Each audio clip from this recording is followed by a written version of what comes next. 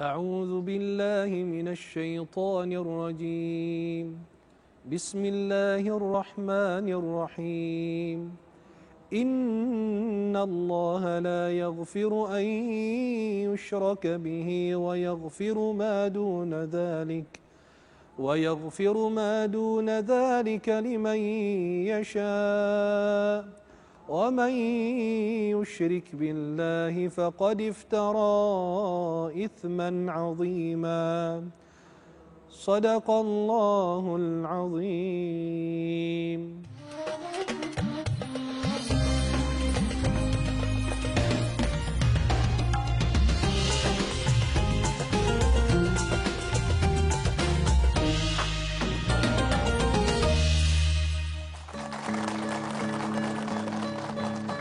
Assalamualaikum warahmatullahi wabarakatuh.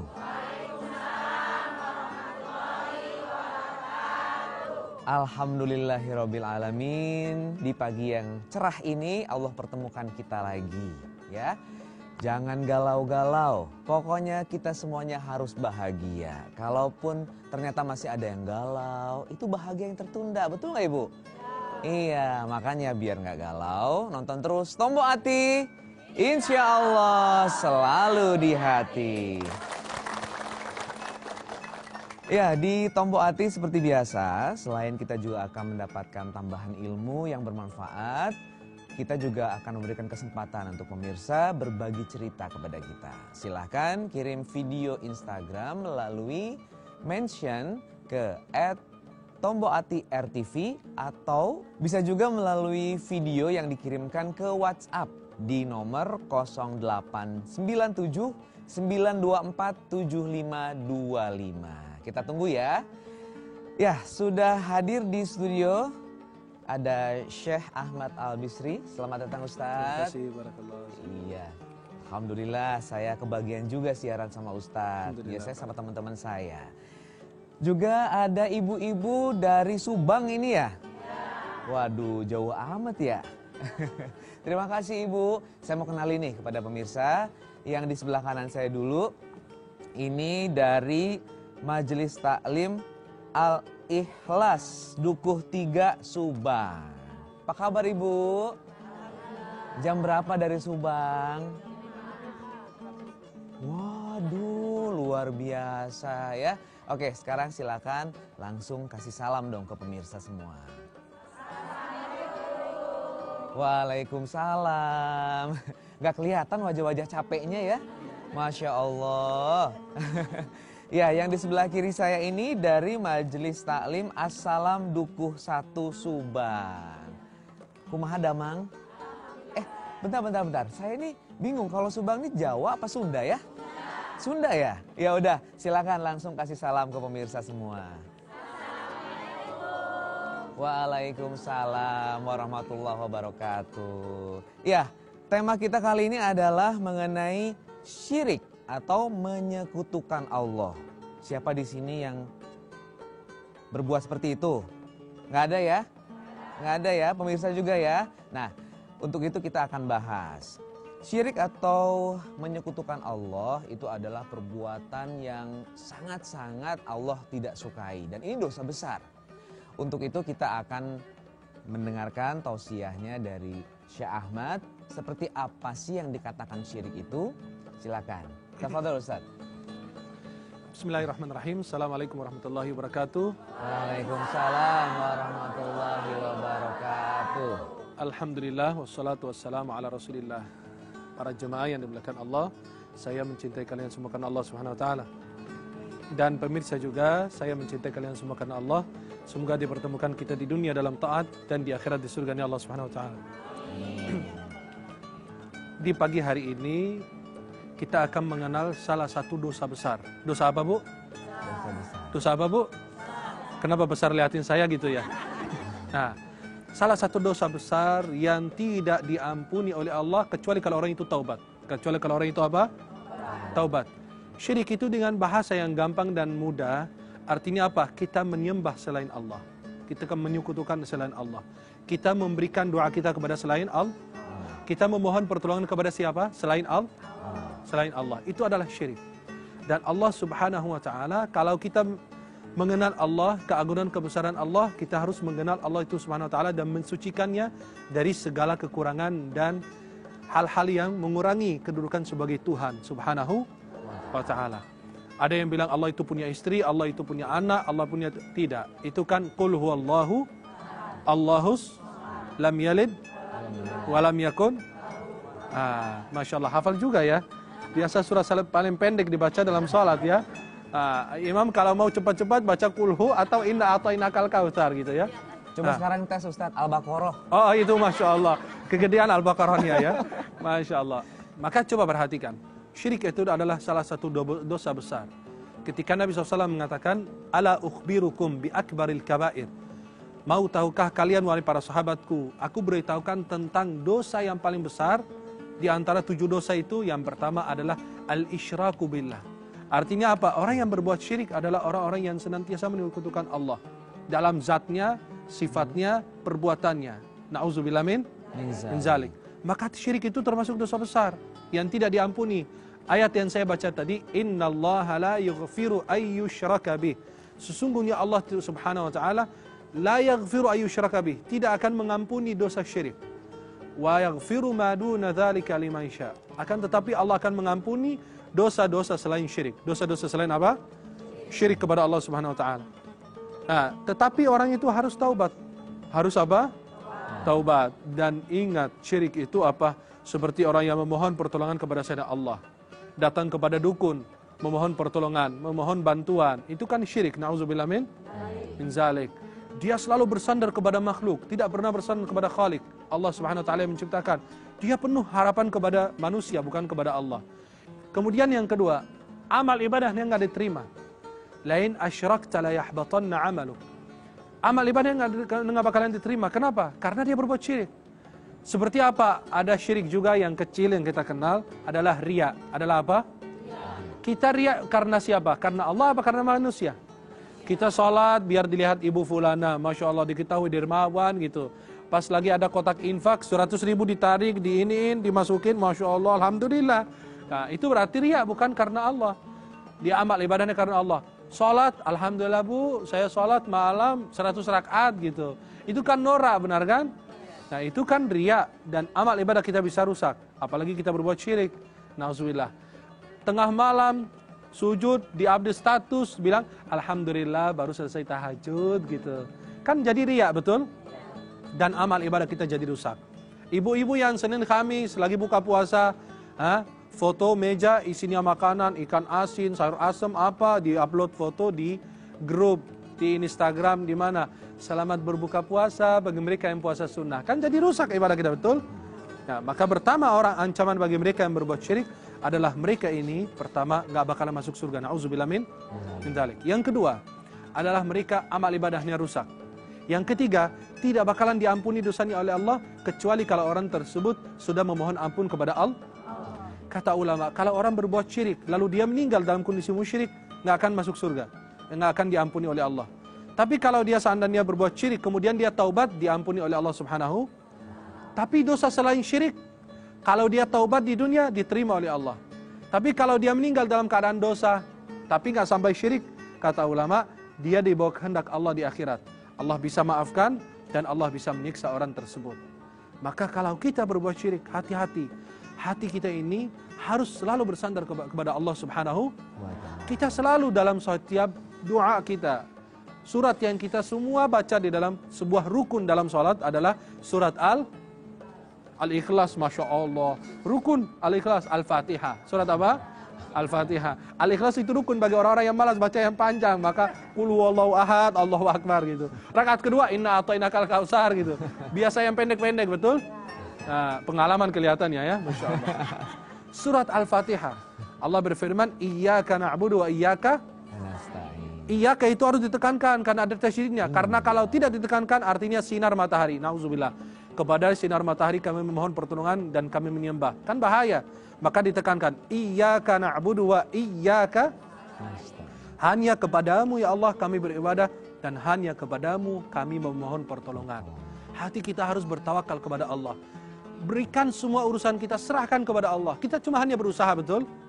Dan orang muslim senantiasa sami'na wa ata'na. Kami selalu dengar dan kami selalu taat kepada Allah Subhanahu wa taala. Maka ibu-ibu jauhi dosa syirik. Artinya jangan bersandar suami, akhir bulan dapat gaji, dapat uang. Itu kan musyrik juga, nauzubillah. Ya, maka jangan hatinya selalu meminta kepada makhluk, minta kepada Allah. Punya permasalahan hidup, jangan lari ke makhluk dulu, kembali kepada Allah. Ambil wudu, salat 2 rakaat, minta kepada Allah. Kan Allah yang ngatur segala-galanya. Lillahi mulkus samawati wal ard, subhanahu wa ta'ala. Kerajaan Allah itu ada di langit, di bumi, semua milik Allah. Maka hati kita harus senantiasa bersandar kepada Allah Subhanahu, dan kita harus bertawakal kepada Allah, memohon pertolongan Allah, doa kita kepada Allah, munajat kita kepada Allah. Dan kita selalu dalam salat apa? Sebelum kita mulai salat baca qul inna salati wa nusuki wa mahyaya wa mamati lillahi rabbil. Ya Allah, katakanlah apa? Inna salati, salatku, ibadahku, nusuki, sembelihanku, wa mahyaya, hidupku, wa mamati, dan wafatku, lillahi rabbil. Artinya seluruh urusan kita hanya dimiliki oleh Allah Subhanahu wa taala dan diserahkan kepada siapa? Kepada Allah Subhanahu wa taala. Mudah-mudahan pemirsa dan kita semua senantiasa jauh daripada perbuatan syirik tersebut, agar Allah Subhanahu wa taala senantiasa menjaga kita dan kita semua menjadi para penghuni surganya Allah Subhanahu wa taala. Amin ya rabbal amin ya rabbal alamin. Ternyata memang akibat dari syirik itu luar biasa ya, mengerikan karena juga kita mengutukan Allah Subhanahu wa taala. Iya, salah satunya kita nggak bisa masuk surga. Aduh, nauzubillahi min zalik. Mudah-mudahan surga dunia aja kita udah takut, apalagi dengan surga akhirat. Nah, itu dia. Tadi Syekh sempat bahas mengenai jenis-jenis syirik. Salah satunya adalah riya tadi ya. Betul. Nah, ada hal-hal lain lagi, betul, ya, jenis dari syirik ini, tapi sesaat lagi kita akan bahas. Tetap di Tombo Hati, insya Allah selalu di hati.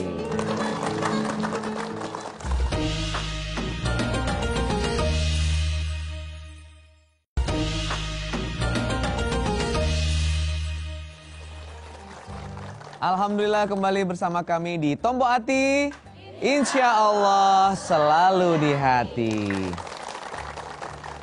Ya, ibu-ibu semuanya yang baik-baik, kita akan kembali membahas mengenai hal yang kadang-kadang kita merasa bahwa kayaknya kita nggak pernah syirik tuh, gitu kan? Padahal secara tidak sadar kadang-kadang justru kita sudah terjerat dengan itu. Tapi mudah-mudahan tidak sampai seperti itu. Nah, makanya kita lanjutin ya. Kita akan bahas mengenai jenis-jenis syirik itu seperti apa nih Ustadz, biar pada paham semuanya. Silakan. Ya, alhamdulillah wassalatu wassalamu ala Rasulillah. Ibu-ibu, jamaah dan pemirsa dimanapun Anda berada. Syirik itu memang kita bilang tadi, inna syirka la zulmun azim. Sesungguhnya syirik itu adalah kezaliman yang besar, kezaliman yang nyata. Kenapa? Karena kita menyekutukan Allah Subhanahu wa taala, menyamakan Allah dengan makhluk, menyamakan Allah dengan orang-orang yang diciptakan oleh Allah, ya. Yang orang-orang yang ada di dunia ini padahal dia sebatas kemampuannya bisa apa sih gitu. Kan Allah yang memberikan segala-galanya, Allah yang memberikan kepada kita kehidupan, Allah yang mewafatkan kita, Allah yang memberikan rezeki kepada kita, bukan kepada siapa? Nah, kepada makhluk-makhluknya. Masa kita bersandar kepada selain Allah? Maka alhamdulillah rezeki kita ada di tangan siapa? Di tangan Allah. Kehidupan kita ada di tangan siapa? Allah. Wafat kita di tangan siapa? Allah. Nggak ada yang mati kurang umur, nggak ada yang tambah rizkinya karena apa? Tidak, semua diatur oleh Allah. Ya, inna kulla syai'in khalaqnahu biqadar. Sesungguhnya Allah ciptakan semuanya itu sesuai ukuran. Sudah ditakdirkan, sudah diatur oleh Allah. Tinggal kita berusaha. Tinggal kita apa? Berusaha. Dan syirik itu tidak semua sama. Tidak semuanya apa? Tidak semuanya sama. Maka pondasi atau ulama mengatakan bahwa syirik itu pada dasarnya ada dua. Syirik akbar wa syirik asghar. Syirik besar dan syirik apa? Kecil. Masya Allah. Kayak ibu-ibu kecil gini ya. Nah, syirik besar itu adalah syirik. Ada syirik yang nampak, jelas. Orang sujud ke berhala. Ada berhala, dia sujud langsung. Wah, sujud untuk patung. Itu kan syirik yang jelas, benar kan? Siapapun melihatnya pasti nampak, oh ini auzubillah, itu dia berbuat syirik, betul? Atau orang menyembah bulan. Itu kan jelas, di depan kita kan syiriknya nampak. Syirik besar dan nampak. Itu namanya jali. Jelas, nampak di depan kita semua. Atau orang lagi datang kepada orang yang meninggal, meminta-minta kepada dia, tolong berikan saya ini rizki, tolong, itu kan syirik yang nampak. Dan itu ada yang jelas. Nauzubillah min zalik. Malam-malam minta kepada bulan, siang hari minta kepada matahari. Itu kan sayang sekali. Kenapa? Itu namanya syirik besar, akbar, jali. Jelas, nampak. Siapapun pasti melihatnya. Dan siapapun akan mengingkarinya dengan hati. Ibu-ibu kalau ada yang minta kepada pohon, nampak enggak itu berbuat syirik? Kelihatan enggak? Maka itu jelas. Udah jelas-jelas dia minta kepada selain Allah. Atau na'udzubillah ada dukun, dia sujud menyembah dukun tersebut, meminta-minta. Itu kan syirik yang jelas. Maka itu syirik yang mengeluarkan orang dari Islam. Mengeluarkan orang dari, kecuali kalau orang yang berbuat sesuatu tanpa sadar dan tanpa mengetahui, maka tidak memvonis dia seorang kafir. Kemudian ada syirik besar tetapi tidak nampak. Tidak apa? Kira-kira seperti apa, Bu? Syirik yang besar tetapi tidak nampak. Urusan apa? Hati. Urusan mana? Dia bersandar kepada selain Allah. Loh, ini kan urusan hati, nggak lihat. Atau dia meminta-minta kepada selain Allah. Kan itu kadang-kadang urusan hati. Takut kepada selain Allah, dia memohon pertolongan kepada selain Allah. Kan itu urusan hati yang tidak nampak untuk semua kecuali kalau dengan lisan yang mengungkapkan, melakukan hal tersebut, baru kita lihat, wah ini bahaya, ini menyangkut urusan akidah, iman kepada Allah Subhanahu wa taala. Kemudian yang kedua, ini yang tadi syirik besar. Yang sekarang adalah syirik kecil. Seperti apa? Ada sebagian ulama bilang apa? Al-halifu bi ghairillah. Bersumpah atas nama selain Allah. Loh, ibu-ibu kadang-kadang bilang demi Allah, demi Rasulullah, demi fulan, demi ayah, demi ibu, demi peci suami saya gitu. Kan kadang-kadang begini ibu-ibu, benar kan? Anak-anak, demi orang tua saya swear saya. Akhirnya itu kata ulama, itu syirik kecil. Kenapa? Kalau bersumpah harus atas nama Allah Subhanahu wa taala. Mungkin masalah yang bersumpah atas nama Nabi, kata ulama lebih bagus ditinggalkan. Kalau bersumpah atas Al-Quran, demi Al-Quran, itu lebih bagus ditinggalkan. Karena kita semua harus bersumpah atas Allah, nama Allah Subhanahu. Karena ada hadis mengatakan dari Nabi Muhammad SAW, Man halafa bi ghairillahi faqad asyrak. Barang siapa bersumpah kepada selain Allah, menggunakan selain nama Allah, maka dia berbuat syirik. Tapi bukan syirik yang mengeluarkan dia dari Islam. Tetap dia Muslim, tetapi ahli maksiat. Kemudian Rasulullah SAW pernah suatu perjalanan sama Umar bin Khattab. Kemudian Nabi SAW ra'a Umar yahlifu bi abih. Nabi mendengar bahwa Umar itu sedang bersumpah dengan nama ayahnya. Demi orang tua saya, demi ayah saya. Akhirnya Nabi SAW mengatakan apa? La tahlifu bi abaikum. Jangan sekali-kali bersumpah atas nama orang tua kalian. Man kana halifan falyahlib billah aw liyasmut. Barang siapa ingin bersumpah, bersumpah atas nama Allah Subhanahu wa taala atau lebih baik diam. Lebih baik apa? Kayak ibu-ibu dari tadi diam, enggak ada bunyinya ya. Masya Allah. Nggak tahu kenapa ini berbuat syirik apa-apaan, astagfirullah. Ya. Maka kata Nabi, jangan bersumpah atas nama orang tua kalian, kan berbahaya. Maka Nabi mengatakan, kalau mau bersumpah atas nama Allah, atau lebih baik diam. Lebih baik apa? Diam. Oh Masya Allah, semangat sekarang ya. Masya Allah, kaget saya dengar diamnya gitu ya. Masya Allah. Yang kedua, yang tadi kita bilang, bersumpah atas nama selain Allah, itu syirik kecil. Syirik kecil itu tidak mengeluarkan orang dari Islam. Dia Muslim tapi ahli maksiat. Dia Muslim tapi ahli. Seperti orang yang Muslim tapi nggak sholat. Kecuali kalau dia bilang nggak ada sholat dalam Islam, itu berarti kafir. Nauzubillah min. Tapi kalau dia meyakini ada sholat tapi dia malah sholat, berarti dia orang Muslim tapi ahli maksiat. Ya. Atau dia melakukan hal-hal yang bertentangan dengan syariat dan dia masih meyakini bahwa itu ada dalam Islam, tetapi dia tidak mengerjakannya. Apakah dia malas dan seterusnya. Seperti orang yang minum khamar. Kan dia tahu khamar itu haram, dosa besar. Tetapi karena kelemahan hatinya, keimanannya, dan lingkungan, sahabatnya, dan lain, maka terjerumus dalam hal-hal yang dosa tersebut. Ya, maka tapi dia yakin itu khamar haram. Nah, itu jadi Muslim ahli maksiat. Muslim ahli maksiat. Kemudian kata ulama apa? Riya. Syirik kecil itu apa? Riya. Riya itu artinya apa? Orang yang melakukan amal ibadah karena mengharap apa? Dilihat orang lain. Dilihat apa? Ada yang namanya riya, ada yang namanya sum'ah. Riya ingin dilihat oleh orang lain. Sum'ah ingin dipuji oleh orang lain. Masya Allah, ibu-ibu ini Masya Allah dermawan banget. Sekali nyumbang 200.000. Contoh aja gitu. Sekali nyumbang 10 juta, sekali nyumbang, itu kan apa? Ingin dilihat oleh orang lain, sekaligus ingin dipuji oleh orang lain. Maka kalau berbuat amal itu diam-diam, ikhlas semata-mata karena Allah Subhanahu wa taala. Maka kalau syirik kecil itu seperti riya, kata ulama, riya itu apa? Kan saya tahu dari mana riya atau tidak. Kata ulama itu riya itu hati-hati, seperti semut yang kecil hitam berjalan di atas batu yang hitam di malam yang gelap. Artinya apa? Dia menembus di dalam hati kita, masuk ke dalam hati kita tanpa kita sadar. Semut, benar kan? Kecil, benar kan? Berjalan di atas batu yang hitam di malam yang gelap. Nampak enggak semutnya? Enggak nampak. Itulah riya masuk ke dalam hati kita.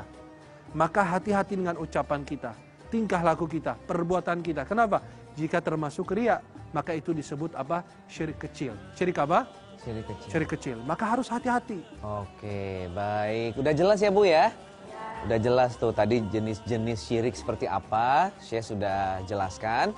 Dan setelah ini ya, kita akan saksikan video dari pemirsa yang dikirimkan melalui Instagram ya, yang dimention ke @tomboatrtv, atau bisa juga pemirsa juga mengirimkan videonya melalui WhatsApp di nomor 089792475525. Seperti apa ceritanya? Sesaat lagi tetap di Tombo Ati, insya Allah selalu di hati.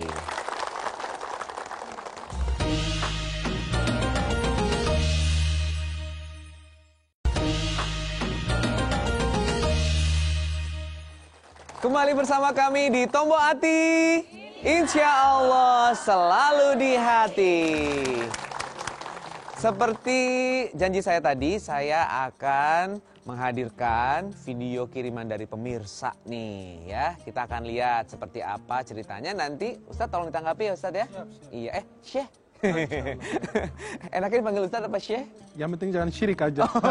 Jangan syirik aja. Oke, kita lihat sama-sama ya. Siap. Assalamualaikum warahmatullahi wabarakatuh. Saya mau bertanya Pak Ustadz, nama saya Ibu Kokom Komaria. Saya pengusaha bakso. Sebelumnya saya pengusaha bakso ini belum begitu laris. Dan akhirnya saya bertanya kepada orang tua saya. Akhirnya orang tua saya menyarankan untuk mengambil tanah kuburan Pak Ustadz. Setelah itu udah saya ikutin apa kata orang tua saya. Alhamdulillah dagangan saya tuh laris banget Pak Ustadz. Setelah saya mengenal agama dan akhirnya saya mau berangkat haji, ini gimana caranya Pak Ustadz agar bisa bertaubat? Dan saya akhirnya saya tahu itu istilahnya nggak baik lah tentang masalah itu Pak Ustadz. Terima kasih Pak Ustadz sebelumnya. Assalamualaikum warahmatullahi wabarakatuh. Waalaikumsalam warahmatullahi. Si ibu ya, usaha baksonya laris sampai bisa naik haji. Sampai semuanya juga kayaknya, wah boleh nih usaha bakso nih ibu-ibu ya. Tapi jangan dari ngambil tanah kuburan ya. Nah Ustadz gimana nih ini? Kayaknya banyak juga sih terjadi di masyarakat. Bismillah, alhamdulillah, wassalatu wassalamu ala rasulillah. Untuk hal ini kan berbahaya buat akidah, betul? Syaitan kadang-kadang masuk ke dalam urusan seperti ini untuk merusakkan keyakinan kita kepada Allah Subhanahu wa ta'ala. Beliau ini pertama mau usaha. Nah, tapi nggak laku, nggak laris, benar kan? Nah, pertama, apakah beliau itu sebelum berusaha sudah benar-benar paham tentang usaha, jual beli dan lain sebagainya? Kadang-kadang orang gagal karena nggak punya ilmu, bukan karena apa? Tidak, karena nggak punya ilmu, atau jangan-jangan di makanan kita ada yang kurang bagus, atau terlalu asin, atau terlalu apa? Kan pasti di situ orang kenapa nggak datang? Ya pasti ada sesuatu yang membuat orang itu tidak mau datang ke tempat kita, betul? Maka kita harus mempelajari tentang ilmu jual beli, apalagi membuat baksonya, panggil teman-teman atau saudara atau siapa. Nanya pendapat orang, gimana kira-kira yang kurang apa, kita bisa memperbaikinya. Itu yang pertama. Terus yang kedua, memohon pertolongan Allah Subhanahu wa ta'ala.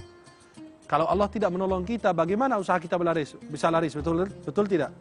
Maka kita harus senantiasa benar-benar memohon pertolongan Allah, biar Allah nolong kita. Karena kalau Allah tidak nolong kita, yang nggak bakalan laris. Mau ngambil tanah kuburan ya mayatnya aja taruh di rumah nggak bakalan juga, betul? Subhanallah, kan berbahaya begitu ya. Kemudian beliau ini mengatakan apa? Baru bertanya kepada orang tua. Lah, tidak semua kita harus tanyakan kepada orang tua. Kan ada ustadz, ada kiai, ada habib, ada ulama Kita bertanya sama ulama, kenapa usaha saya nggak laris? Nanti diarahkan, oh harus memohon pertolongan Allah. Ibu jaga sholat tidak? Lah, jaga sholat tidak. Oh, kalau nggak jaga sholat kan berbahaya karena pengaruh. Kemudian harta kita ada sumbernya dari halal apa dari haram? Kan kita harus teliti dulu dari mana itu. Kenapa tidak? Bisa nggak sih, Syekh, itu sebetulnya Allah sedang menguji gitu. Maksudnya ketika Betul, dia yang bisa mempercayai juga. sesuatu, memang betul dia telah menyekutukan Allah Nah, misalnya. atau begitu. dia bukan orang ahli ibadah, atau di dalam harta tersebut ada uang haram. Kan juga Allah tidak kabulkan doa kita. Apapun yang kita lakukan ditolak oleh Allah. Karena Allah itu maha baik dan menerima yang baik. Allah tidak pernah menerima yang seperti itu, apalagi hartanya dari haram. Kemudian dijelaskan lagi apa? Kata ibunya beliau ngambil tanah kuburan. Apa manfaat dari tanah kuburan? Betul nggak? Kiswah Ka'bah aja ditaruh di rumah kita sama saja. Kan itu cuma kiswah, kain, bahan. Itu tergantung daripada hati kita, keyakinan kita kepada Allah Subhanahu. Nah, ketika beliau membawa tanah kuburan, untung mayatnya nggak ditaruh di dalam tempat basuh itu. Hah? Setiap orang masuk diusap gitu kayak Hajar Aswad gitu. Bismillah Allahu Akbar gitu. Mungkin itu juga seperti sugesti Ustadz ya. Bisa sugesti. Mungkin dengan adanya tanah itu kuburan, jadinya dia jadi lebih semangat. Padahal sebetulnya bukan tanah kuburan itu yang membuat usahanya maju, tapi syaitan usahanya itu, dia gitu iya, mungkin ya. usahanya beliau. Terus kedua, syaitan menggoda kita. Kenapa? Syaitan mendatangkan orang ke tempat-tempat kita. Loh, berarti kalau saya ngambil tanah kuburan, berarti usaha saya lariskan itu berbahaya. Maka itulah syaitan kerjaannya di situ. Usaha apapun yang kita lakukan, kita harus punya ilmunya dulu, memohon pertolongan Allah. Jangan-jangan Allah nguji keimanan kita. Nggak mungkin ada yang naik berhasil langsung. Tidak, pasti dia naik turun seperti iman, betul? Ya, maka insya Allah beliau ini cukup bertaubat kepada Allah, beristighfar kepada Allah Subhanahu Wa Taala dan berbaiki diri. Kira-kira harus diluruskan apa agar ibadahnya bisa lebih bagus dan insya Allah bisa menyempurnakan ibadahnya, tawakalnya, keyakinannya kepada Allah Subhanahu Wa Taala. Karena Allah Maha Pemaaf ya. Allah Maha Syekh, Pemaaf, ya. insya Allah. Kecuali kalau saya makan di tempat basuh itu saya nggak memaafkan orang tanah kuburan semua. Jangan-jangan yang datang syaitan semua itu. Iya, alhamdulillah. Bisa pocong Yang lagi makan ya. bakso. Oke, Syekh, kita akan kasih kesempatan jamaah di studio bertanya kepada Syekh. Gini deh, coba siapa yang mau bertanya? Saya. Yang mana ya? Coba deh yang di sebelah kanan saya. Silakan Ibu. Saya lihat kayaknya Ibu kesian gitu ngelihatnya saya. Beneran. Ibu dikasih uang belanja sama suami? Bukan Dikasih. ketakutan dari tanah kuburan tadi. Ya silakan Ibu. Assalamualaikum warahmatullahi wabarakatuh. Waalaikumsalam warahmatullahi wabarakatuh. Nama saya Ibu Cici dari Majelis Taklim Al-Ikhlas. Ya, Saya silakan tinggal pertanyaan sama Ibu. nenek saya, Pak Ustadz. Nenek saya setiap harinya suka yang mistik-mistik. Nah. Sedangkan keluarga saya semuanya selalu beribadah. Masya Allah. Seperti apa mistiknya, Bu? Setiap hari tuh waktu pagi menjelang sore suka di pojok-pojok rumah tuh suka nabur-nabur bunga, beras yang katanya buat penghilang jin atau mengusir jin. Subhanallah, berasnya dibuang, kenapa nggak kirim ke rumah saya aja? Iya, lebih manfaat Ustaz ya. Dari kampung lagi itu, benar kan? Asli itu. Jadi emang kata neneknya itu untuk apa katanya? Buat mengusir jin katanya. Terus itu berasnya hilang apa tetap ada di situ di dalam? Masih dibersihin ada. juga. Oh gitu. Mendingan dikirim ke Lombok aja. Iya, manfaat ya Ustaz Iya, ya. lebih manfaat. Iya, terus sampai sekarang masih melakukan itu. Yang saya pertanyakan bagaimana cara menyadarkan nenek saya supaya jangan berbuat begitu lagi. Sedangkan yang berbuat begitu katanya syirik. Betul. Bagaimana Pak Ustadz? Iya. Usia berapa neneknya? 70 tahun. Oh, bentar lagi Masih sih. muda. Astagfirullahaladzim. Ibu maaf. Bukan maksudnya sebentar lagi bisa disadarkan. Begitu. Berarti ada dua tafsiran ya. Kalau tafsir baiknya yang beliau maksud baiknya. Beliau sebentar lagi nyusul tanah kuburan. Astagfirullah. Oke, Syekh silakan dijawab. Makasih pertanyaannya Ibu. Barakallah. Gini para pemirsa dan beliau ini dan semua yang ada di studio. Kalau untuk seperti ini memang banyak terjadi, khususnya maaf orang-orang tua kita. Kenapa? Turun-temurun seperti itu, benar kan? Nah, ini kan kita alhamdulillah kita sudah Islam, sudah mengenal Allah, sudah punya Al-Quran, sudah punya sholat, sudah punya doa, sudah punya sedekah. Pertama, harus ini tanyakan ke nenek itu. Saya yakin beliau melakukan itu karena tidak sadar dan tidak ada pengetahuan, tidak ada ilmunya, betul? Kalau beliau ada ilmu, udah paham seperti ibu-ibu yang ada di sini, atau pemirsa juga, pasti beliau nggak akan lakukan. Tetapi karena turun-temurun dari nenek moyang kita begitu seterusnya, ya kita ya biasalah gitu. Nah, maka kita harus sadarkan beliau bahwa ini tidak dalam agama Islam. Sayang beras yang kita buang atau apapun yang kita lakukan itu, lebih bagus kita berikan kepada orang fakir miskin. Akan lebih bermanfaat, betul? Lebih bermanfaat. Kan itu mubazir, betul tidak? Nah, itu beras dibuang itu kan banyak orang yang membutuhkan, kasihan. Maka lebih bermanfaat jika kita berikan kepada orang fakir miskin atau orang anak yatim. Kenapa? Lebih bermanfaat. Dan rumah kita akan dijaga oleh Allah. Sebenarnya rumah kita dijaga itu tergantung diri kita sendiri. Mau buang beras kek, mau buang duit kek, kalau kita nggak ibadah ya pasti syaitan datang ke rumah kita, betul? Nah, maka kita ibadah. Kedua, ada hadis dalam Sahih Muslim, jangan jadikan rumah kalian seperti kuburan. Sesungguhnya syaitan lari dari rumah yang dibaca di dalamnya surat Al-Baqarah. Surat apa? Al-Baqarah itu 2,5 juz, 286 ayat. Suruh nenek itu baca sampai beliau pulang insyaallah. Wallahu taala ala alam bissawab. Jelas Bu Ibu? pertanyaannya? Ustaz, assalamualaikum warahmatullahi wabarakatuh. Semoga neneknya segera disadarkan insyaallah. Amin. Kalau enggak Amin. dipulangkan insyaallah. Husnul khatimah. Amin. Amin. Iya, baik. Kita kasih kesempatan satu pertanyaan lagi. Siapa yang mau nanya? Kok semuanya pada masang wajah melas sih? Ada yang begini.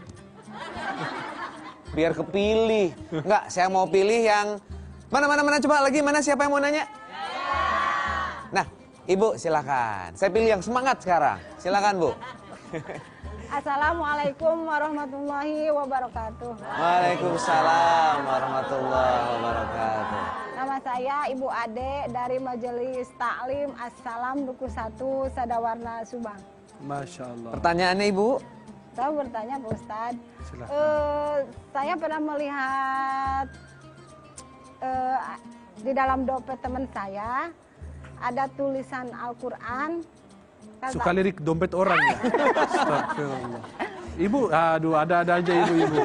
Dompet orang aja dilihat. Cukup Ibu dompet suami Ibu aja yang Untung bukan diobrak-abrik. suami orang. Astagfirullah. Iya, dompet teman saya katanya buat penglaris atau buat Melancarkan. ya jimat lah kayak gitu. Ya. Buat laku usaha. Apakah itu termasuk syirik apa bukan? Ibu yang syirik karena lihat dompet orang. Masya Allah. Bismillah, alhamdulillah, wassalatu wassalamu ala rasulillah. Pertama, Al-Quran diturunkan bukan dipajang. Bukan di apa? Bukan dipajang, bukan diperindah. Tidak, Quran itu diturunkan untuk menjadi pedoman hidup kita. Aturan buat kita, kehidupan buat kita. Al-Quran itu bukan sekedar ditulis tulisan kaligrafi bagus, dipajang, atau ditaruh di dompet. Kan itu sebuah bentuk penghinaan, betul? Nah, apalagi masuk WC bawa Quran. Apalagi kita lihat lirik dompet orang. Lebih parah lagi masuk lihat suami orang, itu kan lebih berbahaya. Nah, maka beliau ini yang dilakukan adalah haram dan dosa besar. Kenapa? Quran itu bukan sekedar hanya tulisan, tidak. Itu diamalkan dalam kehidupan sehari-hari. Jelas?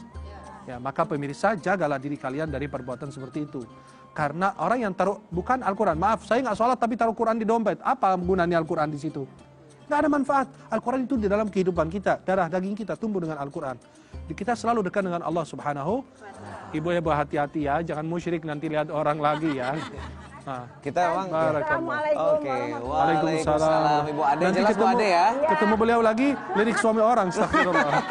Baik, mudah-mudahan kita tidak terjebak dengan hal-hal syirik seperti itu. Amin, amin. Dan pemirsa, kita harus rehat sebentar. Jangan kemana-mana, tetap di Tombo Hati. Insya Allah selalu di hati.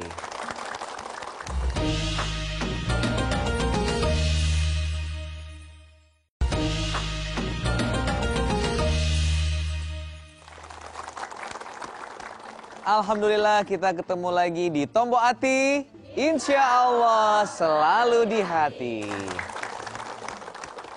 Di segmen ini kita akan mengundang satu dari penonton yang ada di studio untuk curhat. Curhatannya seperti apa? Kita langsung panggil saja Ibu Tri. Mangga Ibu. Tepuk tangannya dong untuk Ibu Tri. Sehat Ibu Tri? Iya, oke silakan Ibu duduk. Iya. Kenapa ya saya jadi lapar? Jadi inget teri di rumah.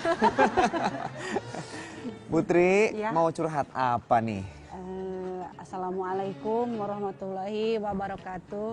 Waalaikumsalam warahmatullahi wabarakatuh. Nama saya Tri dari Majelis Taklim Assalam, Dukuh 1 Sadawarna Subang. Mau curhat Pak Ustadz. Silakan. Namanya Tri ya, kapan besarnya ya? Masya Allah. Silakan. Jadi gini Pak Ustadz, cerita dulu ya. Dulu saya punya pacar. Dulu ya tapi ya, Dulu, karena dulu. suami ibu bukan dia ya. Ada kemungkinan CLBK bu? Oh. Enggak ya? Oke silakan lanjut. Punya pacar hubungannya cukup lama. Terus saya jalan-jalan sama keluarga saya ke Bandung. Di Bandung, saya mutusin pacar saya. Oh, kenapa nggak di Subang diputusin?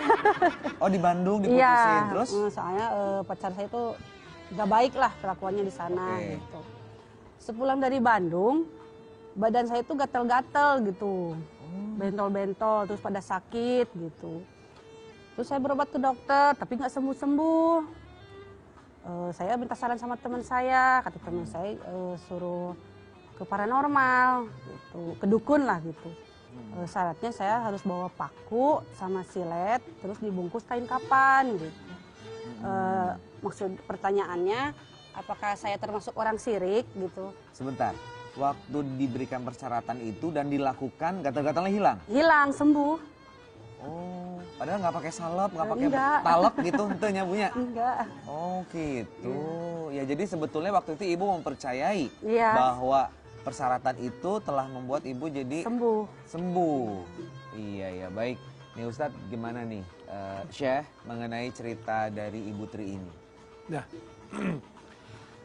Bismillahirrahmanirrahim. Ibu Tri ya insya Allah jadi ikan besar ya. Gini, kalau untuk masalah jangan selalu kaitkan antara kita terjadi kasus dengan hal yang lain. Seperti beliau kan punya pacar, ya, kemudian beliau putus dengan pacarnya lalu beliau sakit. Kepikiran kita jangan-jangan karena pacar saya putusin, akhirnya dia kerjain saya ke dukun, benar kan? Nah, beliau mengatakan bahwa beliau ke dokter.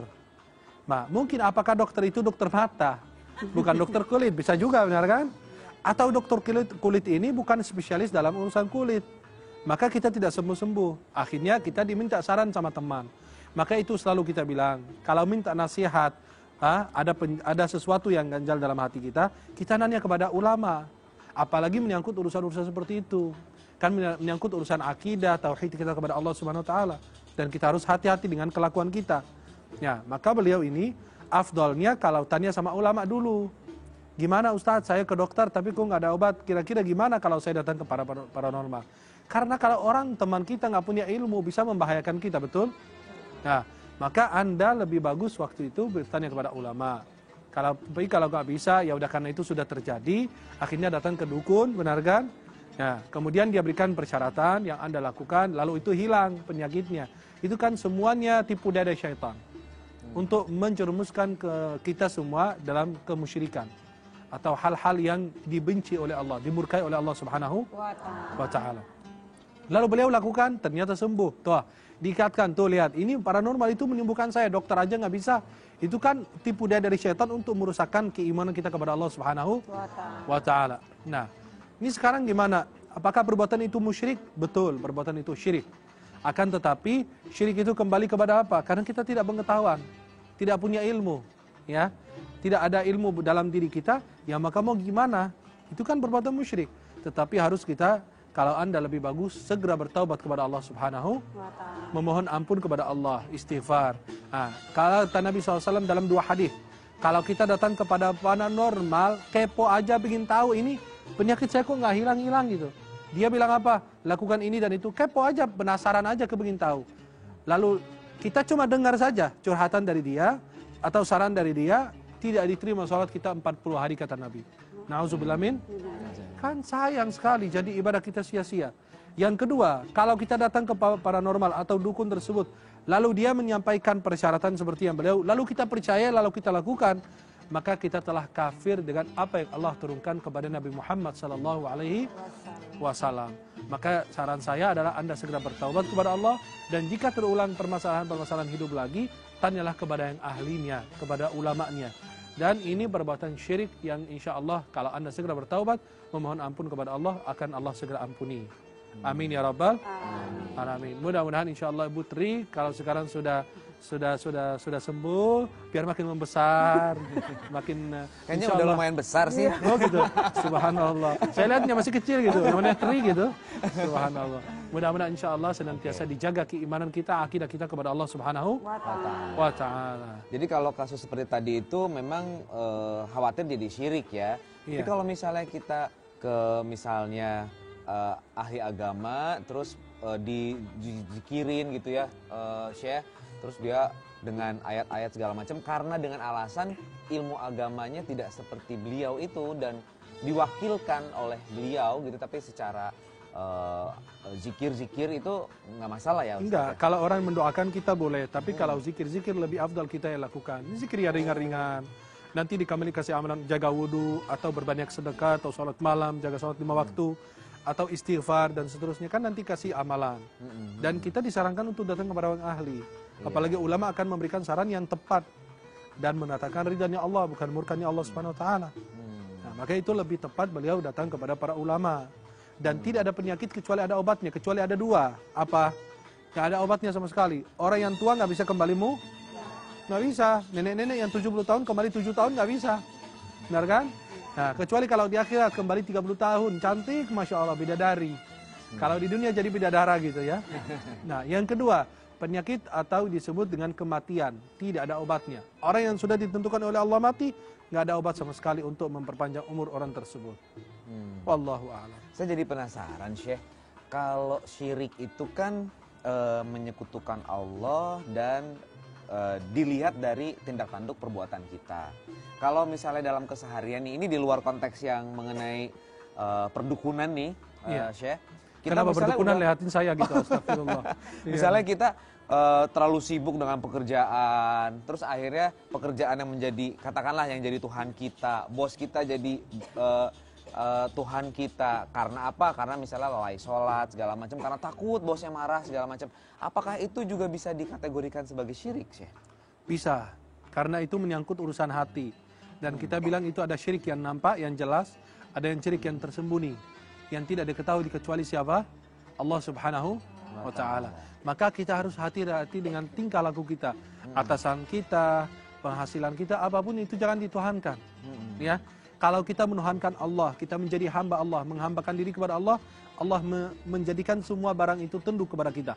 Atasan kita, rezeki kita, semua pada tunduk sama kita. Karena kita menjadi hamba Allah yang sebenarnya. Tadi bagaimana? Ibu Tri sudah jelas? Tadi jawabannya ya? Sudah ya, Ibu tinggal bertaubat saja dan tidak mengulanginya ya, Syekh ya? Insya Allah. Iya, baik Syekh. Sekarang waktunya Syekh untuk memberikan kesimpulan dari tema kita kali ini. Silahkan. Ya, para pemirsa dan jamaah yang dimuliakan Allah Subhanahu wa taala. Untuk syirik ini, jagalah ucapan kita, tingkah laku kita, perbuatan kita, apa yang kita lakukan. Jadikan semuanya tujuannya karena Allah. Jangan masukkan makhluk di urusan Allah. Dan jangan masukkan urusan Allah di urusan makhluk. Tidak. Harus menempatkan sesuatu pada tempatnya. Urusan Allah, urusan Allah. Dan selalu harus kita ada ayat yang kita taruh di depan mata kita. Inna salati wa nusuki wa mahyaya wa mamati lillahi rabbil la syarikalah.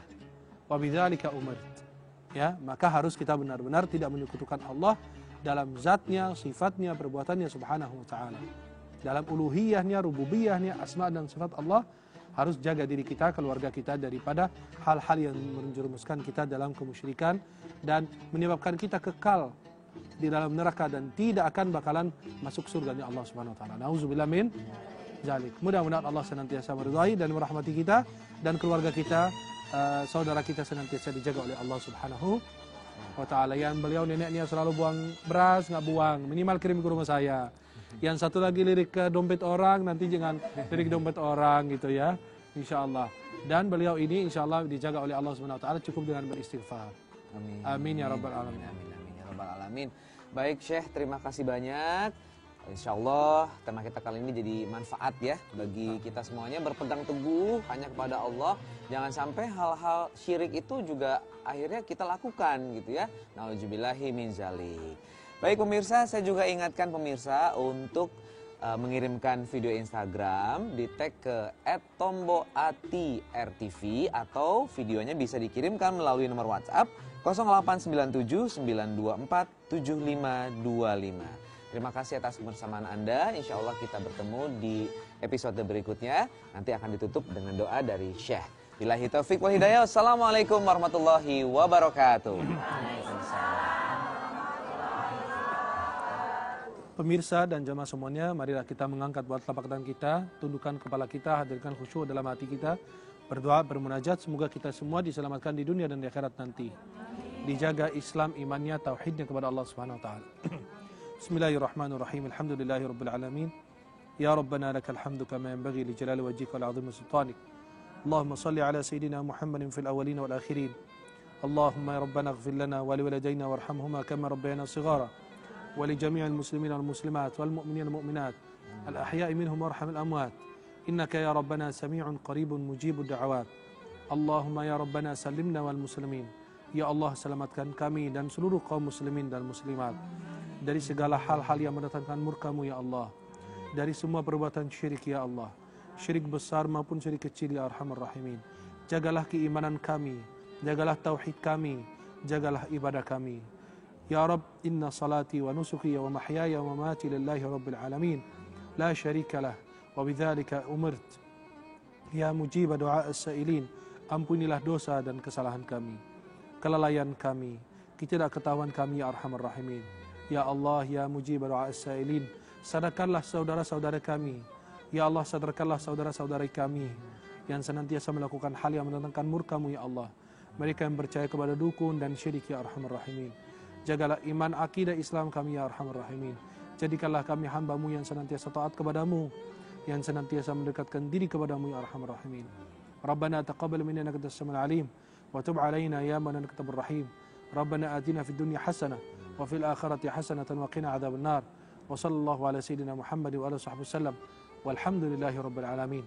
Subhanakallahumma bihamdika asyhadu an la ilaha illa anta astaghfiruka wa atubu ilaik. Assalamualaikum warahmatullahi wabarakatuh. Waalaikumsalam warahmatullahi wabarakatuh.